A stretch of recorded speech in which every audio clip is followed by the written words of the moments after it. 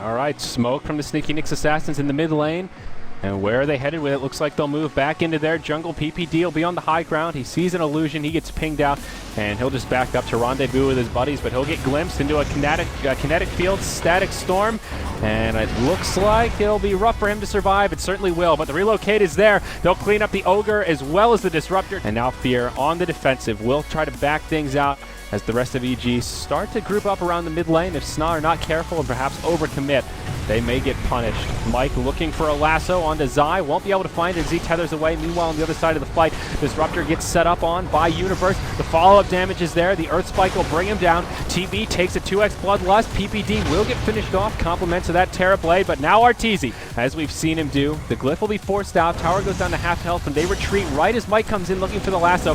Will use it onto PPD. He'll get mech'd up. They'll try and keep him alive as best they can. Manages to get off a stun before he goes down. PPD surviving thanks to the support of Zai. It'll cost a Bat Rider his life. The sustain is just too much. Terrorblade secures the kill online, but now they lose their Disruptor. Whitebeard, isolated as they dive on him, takes a coup de grace. EG will group up in the bottom and commence the initial pushing, though. It will be a 4-hero rotation. They'll go in on the IX Mike. They'll take the silence. They'll drop the hammer, and they'll bring him down. TC rotates through, Searing Chains on 2, but they just simply don't have the damage. PPD will be able to isolate Whitebeard. It'll be a 2-0 to get things started.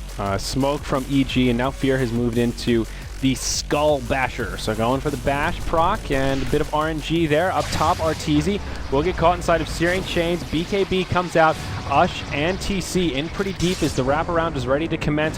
Whitebeard's here as well. Assassinate from Arteezy, but he's got the BKB on. TC will get silenced, caught inside of the Mystic Flare. Ice Blast will fly through, but they've already lost their Venge. Down goes the Sniper. And they can also just use the Song of the Siren when Roche gets really low. Just to try to secure it, zone out anyone coming in for an Aegis snatch. Smoke has been used by Sna, and they will try to make a jump right here, but they're all spread out. They'll have to time this perfectly. PPD comes in, Song of the Siren is used, off on the backside. Mike will isolate Universe. Arteezy's the one to pick up the Aegis as Roche goes down to the Radiant side. Universe first to fall, but now the Void goes down shortly after. Skywrath on the high ground goes down. It's a theory of mutual destruction as both sides laying into each other. Oh, there's the Abyssal right out onto the Sniper, and it's EG that will come out ahead. The only buyback to be used is on Universe. And now off to the backside, Fluff and stuff will be completely isolated. Brax taking a lot of damage. We'll just throw it on to Fear, who does have a reincarnation. Even if they can bring him down once, they'll have to do it twice.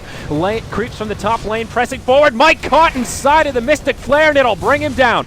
Tier 4 towers now taking damage. Fluff and stuff gets stunned up. Down he goes. TC, the last defender. There's your buyback from Fluff. But EG keep them completely repelled. Fear goes straight for the Tier 4 towers. Arteezy with just a single ultimate refresher coming up in a few seconds. Ice Blast to fly through, but TC, he gets stunned up, and that'll be the finishing blow to take out the Sneaky Nyx Assassins nearly 60 minutes into this Game 5. EG will bring down the throne.